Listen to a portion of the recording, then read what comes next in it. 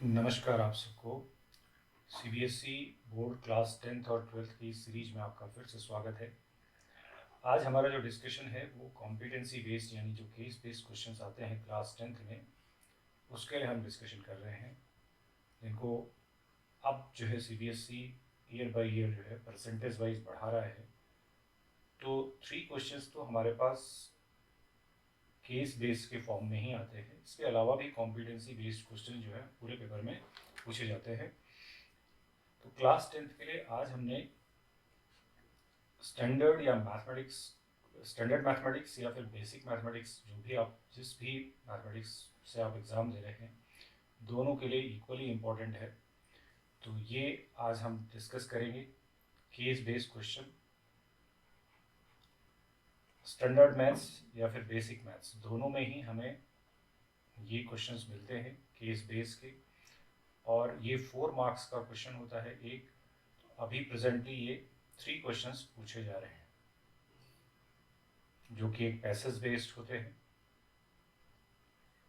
कुछ पैसेज दिया जाता है और उसके बेसिस पे हमें कुछ क्वेश्चंस को आंसर करना होता है। तो हम सीधा क्वेश्चन पर मूव करते हैं, देखते हैं कि आज हमारे लिए कौन से क्वेश्चन है जो हम डिस्कस करेंगे। तो ये हम आ जाते हैं। तो जैसा कि हम देख पा रहे हैं कि हमने किसी बोर्ड पेपर से ही ये क्वेश्चंस को लिया हुआ है, ताकि ये समझ पाए कि किस तरह के क्वेश्चंस हम लोग के लिए बोर्ड पेपर में पूछे जाते हैं। तो ये सेक्शन ई का क्वेश्चन है। तो क्वेश्चन नंबर 36 जो है ये उस पेपर में रहा होगा। तो 36, 37, 38 ये 3 क्वेश्चन जो है आपके पास अभी पैसेज बेस्ड आ रहे हैं, जो कि आप देख भी पा रहे हैं, लिखा हुआ है study passage based questions 4 marks each.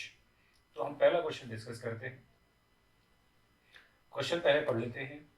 While designing the school year book, the teacher asks the student that the length and width of particular photo is increased by x units each to double the area of the photo। यानी उस photo का area double करने के लिए length और breath दोनों को ही x unit से इंक्रीज किया है, जैसा कि यहाँ पे आप देख पा रहे हैं। ये x यूनिट में लेंथ में भी इंक्रीज कर दिया और ब्रेथ में भी यूनिट कर दिया। तो ये आपने एरिया को इंक्रीज करने के लिए लेंथ ब्रेथ में इंक्रीज किया हुआ। The original photo is of 18 by 12। तो ओरिजिनल फोटो ये है जो आप देख पा रहे हैं, स्कूल फोटो ये ओरिजिनल है, जिसका लेंथ 18 है और ब्रेथ जो है वो 12 है। Based on the above information answer the following question. इस पर बेस्ड हमें कुछ क्वेश्चंस के आंसर करने हैं, जिसमें पहला क्वेश्चन है हमारे पास, write an algebraic equation depicting the above information. जो ये बोला गया है, जो बात कही गई है, इसको आप एक इक्वेशन के फॉर्म में लिखें, ऐसा आपसे पूछा गया है। तो अब आप देखिए, जब आप लेंथ को इंक्रीज कर देंगे, एरिया तो आपका एल इंटू बी ही होगा, area is equal to l into b. तो जब आप लेंथ को इंक्रीज करेंगे तो क्या हो जाएगी, लेंथ जो है, न्यू लेंथ हमारे पास आ जाएगी। न्यू लेंथ हो जाएगी 18 प्लस एक्स, और न्यू ब्रेथ हो जाएगी 12 प्लस एक्स। ठीक है। और ओरिजिनल एरिया तो आप देख ही रहे हैं, ओरिजिनल एरिया कितना है, ओरिजिनल एरिया है फोटो का 18 बाई 12, लेंथ इंटू ब्रेथ, इस वाले का ओरिजिनल का एरिया हमारे पास है। टीचर ने बोला कि अगर आपने लेंथ और ब्रेथ को x यूनिट से इंक्रीज कर दिया, तब आपका एरिया जो है वो डबल हो जाएगा। ये देखिए यहाँ पे लिखा हुआ है। यानी इस फर्स्ट पार्ट के लिए अब आप जब आंसर करेंगे तो आपको लिखना होगा area that is new length that is 18 plus x multiplied by breadth that is 12 plus x is equal to double the area, यानी 2 into 18 into 12। और इसको थोड़ा सिंप्लीफाई कर सकते हैं, 18 plus x 12 plus x is equal to, ये आप multiply कर लीजिए। ठीक है। तो 18 टू है 36, 36 इंटू 12, दैट इज 12 6 72, 12 3 है 36, 36 और 4 3 2। ये अब आपके पास फर्स्ट पार्ट का आंसर हो गया, algebraic equation depicting the above information. चाहे तो आप इधर मल्टीप्लाई कर सकते हैं, लेकिन इसके करस्पॉन्डिंग क्वाड्रेटिक इक्वेशन आपको नेक्स्ट पार्ट में फॉर्म करनी है। तो अब हम इसको सेकंड पार्ट का जब आंसर करेंगे तो इसी को क्वाड्रेटिक इक्वेशन में कन्वर्ट करेंगे। तो मल्टीप्लाई करते हैं, 18 से पहले मल्टीप्लाई कर लें, 18 इंटू 12, 18 टू 36, 18 1 18 एंड 3 20। तो ये मल्टीप्लाई हो गया। 18 से x को मल्टीप्लाई करेंगे तो 18x हो जाएगा, फिर हम x से मल्टीप्लाई करेंगे तो 12x होगा, फिर x स्क्वायर होगा इज इक्वल टू 432। फाइनली आपकी जो इक्वेशन बन रही है कैसी बन रही है देखिए, और x स्क्वायर प्लस 18 प्लस 12 हो गया 30x और प्लस 216 यहाँ है, माइनस 432 यहाँ से लेके आएंगे is equal to 0। So your equation is x square plus 30x minus 216 is equal to 0। ये आपके सेकंड ऑप्शन, सेकंड पार्ट का आंसर हो गया corresponding quadratic equation in standard form. तो स्टैंडर्ड फॉर्म क्वाड्रेटिक इक्वेशन का होता है ax square plus bx plus c is equal to 0। तो उसी फॉर्म में हमने इसे लिख दिया। तो ये हमारे दो पार्ट के आंसर्स हो गए, एक एक मार्क आपको इसमें मिलेगा। फर्स्ट पार्ट में आपने जो आंसर दिया वो ये है आपका, यहाँ पे हो गया आपका, इतना आपने लिखना है, ठीक है। सेकंड पार्ट में आपने इसको मल्टीप्लाई करके क्वाड्रेटिक इक्वेशन में कन्वर्ट कर लेना है, तो ये आपका सेकंड पार्ट का आंसर है, ठीक है। अब हम देखते हैं कि हम तीसरे पार्ट में क्या करेंगे। थर्ड पार्ट को देखते हैं। Look at the third part, what should be the new dimension. अब नए डायमेंशन आपको बताने हैं, इसके लिए आपको x पता करना पड़ेगा। तो x कैसे निकालेंगे आप, इस क्वाड्रेटिक इक्वेशन को सॉल्व करिए। X square plus 30x minus 216 is equal to 0 है। तो 216 के आपको फैक्टर्स करने हैं सो दैट यू गेट 30। तो यहाँ से देखेंगे तो 108 है, फिर 2 से करेंगे तो ये 54 है, फिर 2 से करेंगे तो ये 27 है, फिर 3 से करेंगे तो ये 9 है, और फिर 3 से करेंगे तो ये 3 है। अब आपको इनको अरेंज करके 30 लाना है, तो आप देखिए किस तरह से होगा। तो 3 3 जा 9, 2 जा 18, 18 कर सकते हैं, और 3 2 जा 6, 2 जा 12 कर सकते हैं। 18 और 12 हमारे फैक्टर्स हो जा रहे हैं, तो x square plus 18x plus 12x minus 216। अच्छा, यहाँ पे आप ये वाले फैक्टर यूज नहीं कर पाएंगे क्योंकि यहाँ पे एक आपका माइनस साइन है, तो इसको हमें देखना पड़ेगा। दोबारा से देखते हैं, ये फैक्टर्स हमारे काम नहीं करेंगे क्योंकि यहाँ पे माइनस साइन है।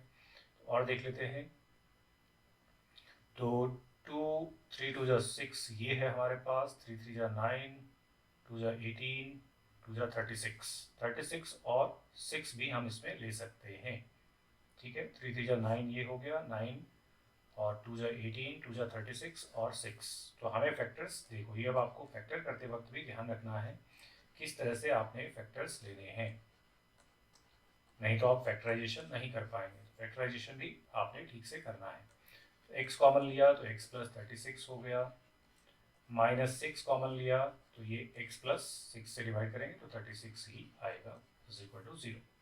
तो x माइनस 6 एक है और x प्लस 36 दूसरा फैक्टर है is equal to 0। This implies you get value of x 6 and x is equal to minus 36। तो माइनस 36 तो हो नहीं सकता, नॉट पॉसिबल, क्योंकि आप लेंथ बढ़ा रहे हैं तो नेगेटिव आनी नहीं और इतनी बड़ी वैल्यू तो आनी नहीं। तो x इज इक्वल टू 6 जो है वो आपका, ये आपने जो बढ़ाया डायमेंशन इधर भी और इधर भी, ये 6 आपका हो गया। तो न्यू डायमेंशन क्या होगा, अब आपका थर्ड पार्ट का आंसर आ जाएगा। न्यू डायमेंशंस हो जाएंगे, न्यू डायमेंशंस आर, तो 18 प्लस 6 करेंगे तो 24, यानी 18 plus 6 that is 24 and 12 plus 6 that is 18। तो अब आपका जो न्यू डायमेंशन है वो हो गया 24/18। 24/18 इज दी न्यू डायमेंशन। तो ये आपके थर्ड पार्ट का आंसर इस क्वेश्चन में हो गया। ठीक है, what should be the new dimension of the enlarged photo. Enlarged photo के डायमेंशंस हो गए। अब इसी में एक और क्वेश्चन है, अगर आप वो नहीं कर रहे हैं तो चॉइस मिलती है यहाँ पे, तो चॉइस वाले क्वेश्चन को भी देख लेते हैं। Can any rational value of x make the new area equal to 220? क्या एरिया हमारा 220 हो सकता है, जो हमारा अभी तक यहाँ पे 432 आया था, ये आपसे पूछ रहा है। तो ये भी हम चेक करेंगे। तो इसको कैसे करेंगे आप, इस पार्ट के आंसर के लिए आप देखेंगे आपका जो न्यू एरिया आ रहा था वो आ रहा था 18 plus x multiplied by 12 plus x, ये न्यू एरिया आ रहा था। क्या ये 220 हो सकता है, ये हमें चेक करना है। तो यहाँ से भी हम एक और इक्वेशन बनाने की कोशिश करते हैं। जब आप इससे पहले वाले पार्ट को कर रहे हैं तो फिर ये नहीं किया होगा आपने, तो आपने ये स्किप किया होगा। तो अब आप इसको यहाँ पर कर रहे होंगे। ठीक है, तो इसको जब आप करेंगे तो यहाँ पर देखिए हम इनको मल्टीप्लाई कर लेते हैं। तो ये हो गया 18 2 जा 36, 18 1 जा 18, 18 और 3 216, प्लस ये आपका 18x आएगा, ये आपका 12x आएगा, और प्लस आपका ये हो जाएगा x square is equal to 220। तो जो इक्वेशन बनेगी क्वाड्रेटिक इक्वेशन वो हो जाएगी आपकी एक्स स्क्वायर प्लस 30x, और इस 220 को आप इधर लाएंगे, 216 से माइनस करेंगे तो माइनस का 4 बचेगा इज इक्वल टू 0। अब अगर आप इस क्वाड्रेटिक इक्वेशन को देख रहे हैं तो ध्यान से इस क्वाड्रेटिक इक्वेशन को देख के आपको पता चलेगा कि आप इसे सॉल्व कर पाएंगे कि नहीं कर पाएंगे। देखिए इसमें जो d है, डिस्क्रिमिनेंट की मैं अगर बात करूँ क्वाड्रेटिक इक्वेशन में, वो होता है b स्क्वायर माइनस 4ac, और इसका मतलब है यहाँ पे है 30 का स्क्वायर b स्क्वायर हो गया, माइनस 4 इंटू ए 1 है, और c जो है वो माइनस का यहाँ पे 4 है। ठीक है, माइनस का 4। तो यहाँ पे अगर आप देखेंगे तो x square plus b x plus c आपकी क्वाड्रेटिक इक्वेशन होती है, तो वहाँ से आप यहाँ पे d की वैल्यू निकालेंगे। तो बी स्क्वायर माइनस 4ac को आपको चेक करना है। तो अब यहाँ पे आप देखें तो ये जो d की वैल्यू आ रही है ये है 900, और ये है प्लस 16, 916। अब आप जब यहाँ पे x की वैल्यू निकालने जाएंगे तो वो होती है minus b plus minus square root of d upon 2a। तो वो माइनस, जब आप यहाँ पे माइनस बी तो आपका माइनस 30 हो गया, plus minus square root of 916 जब आप करेंगे और अपॉन 2 करेंगे तो ये 916 आपको इरेशनल नंबर मिलेगा। तो आपसे क्या पूछा है क्वेश्चन में, is there any rational value, तो ये रेशनल नहीं मिलेगा हमें। ठीक है, 916 का स्क्वायर रूट आता नहीं एग्जैक्टली, क्योंकि 30 का होता है 900 और 31 का फिर ज़्यादा हो जाता है, तो 961 हो जाता है। यहाँ पे इसका आपको रूट मिलने वाला नहीं है। तो इसका आंसर हो गया आपका नो रेशनल वैल्यू। रेशनल नहीं मिलेगी, इरेशनल जरूर मिल जाएगी। No rational value of x. तो ये आपको अगर ऑप्शन वाला आपने करना है तो इस तरह से आपने इसे सॉल्व करना है। तो ये आपका एक केस स्टडी का क्वेश्चन हमने डिस्कस किया। तो ये क्वाड्रेटिक इक्वेशन चैप्टर से आपका केस स्टडी का क्वेश्चन है। So let us move to another question. दूसरा क्वेश्चन देखते हैं केस स्टडी का। तो ये देखिए, ये आपके पास दूसरा क्वेश्चन है।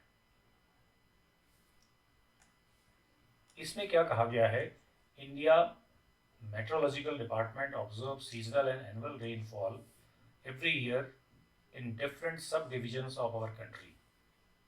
तो ये तो ठीक बात होगी। It helps them to compare and analyze the result. The table given below shows subdivision wise seasonal monsoon rainfall in millimeters in 2018 का कुछ डेटा हमारे पास है। इस डेटा के बेस पर हमें कुछ क्वेश्चंस के आंसर करने हैं। तो ये आपका स्टैटिस्टिक्स का क्वेश्चन आपके सामने है।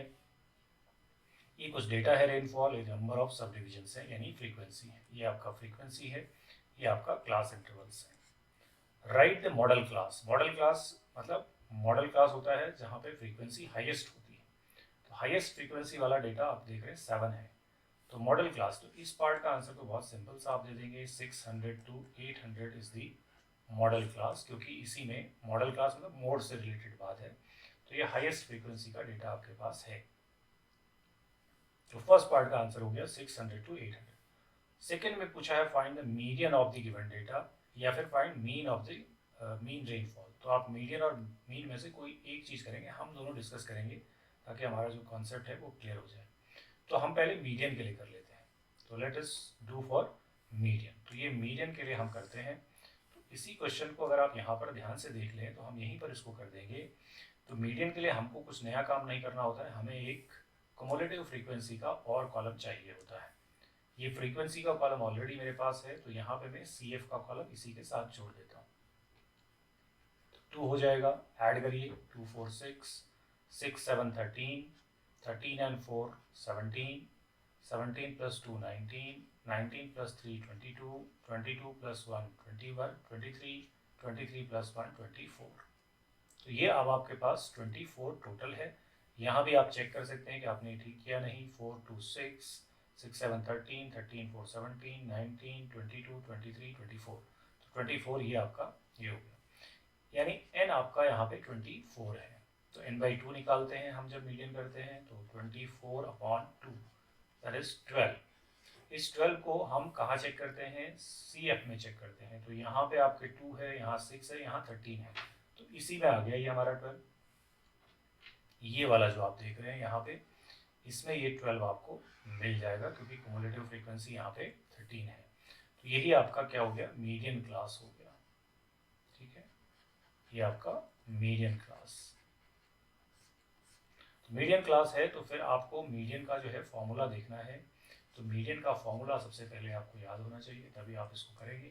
मीडियन इज इक्वल टू होता है क्या, n/2 माइनस CF, और L यहाँ से आप प्लस करेंगे अपॉन फ्रीक्वेंसी इंटू हाइट। तो ये अब आपका फॉर्मूला है।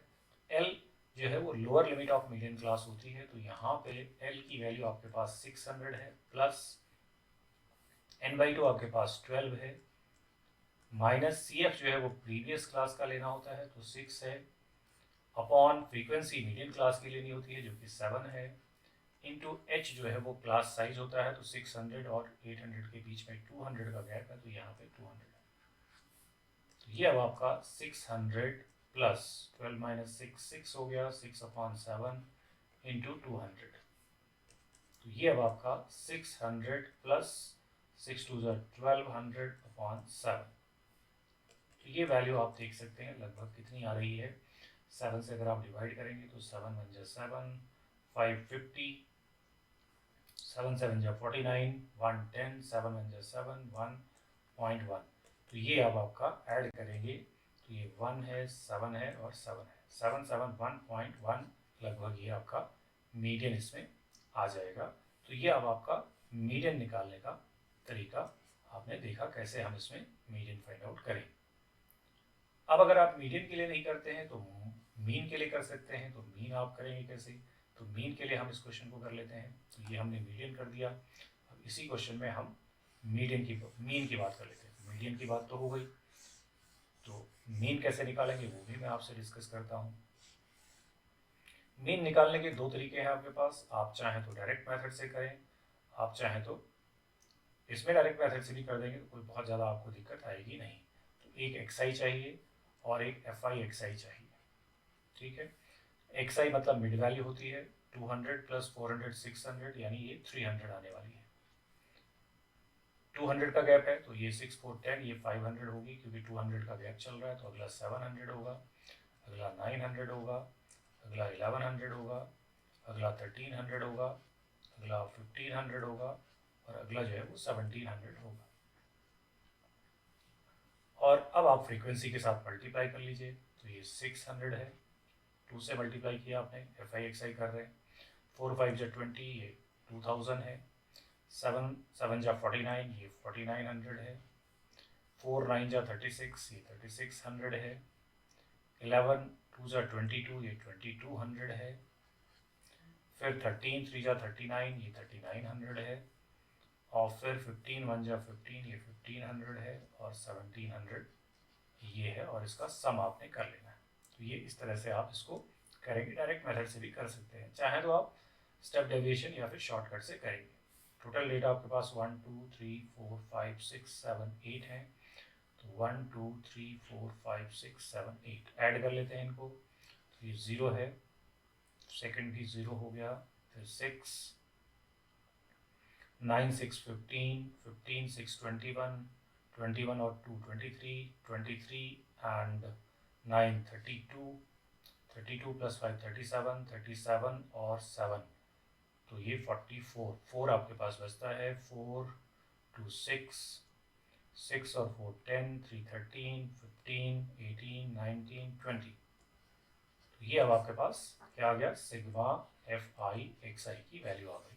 तो मीन का फॉर्मूला आपको मालूम है, mean is equal to sigma f i x i upon sigma f आई।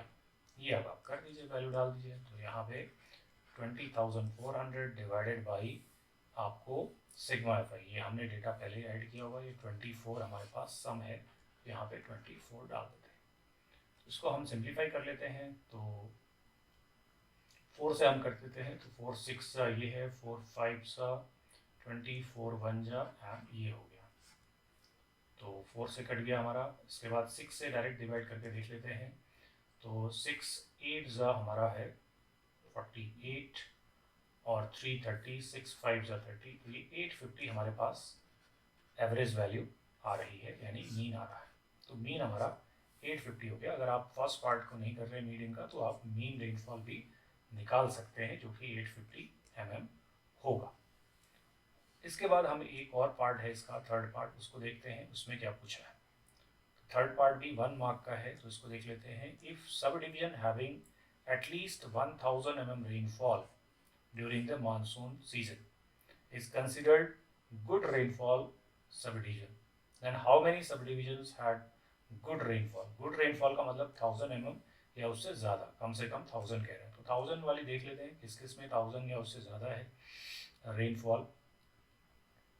यहाँ देखिए, तो अब आप यहाँ देखेंगे, तो अब आप 1000 या उससे ज़्यादा, तो रेनफॉल 1000 या उससे ज़्यादा, यहाँ पर 1000 शुरू है, कम से कम 1000, क्योंकि इस क्लास इंटरवल में आपका 1000 इंक्लूड नहीं है, तो यहाँ पर से इंक्लूड होगा, ठीक है। यानी आप यहाँ भी देख सकते हैं, यहाँ देखिए 900 ही एवरेज आ रहा है, तो 1100 या उससे ज़्यादा, तो 2 3 1 1।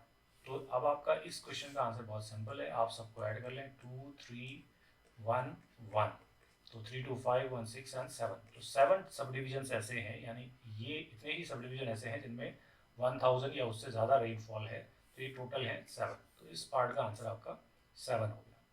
तो इस तरह से ये स्टेटिस्टिक्स का मीन और मीडियन का क्वेश्चन भी, इसमें आपसे मॉडल भी, क्लास भी पूछा था, मीडियन भी पूछा था, मीन भी पूछा था, एक ही क्वेश्चन में बहुत सारी चीज़ें आपसे इसमें पूछ ली हैं, तो ये क्वेश्चन आप ऐसे कर सकते हैं। तो आई होप ये आपको क्लियर हुआ होगा।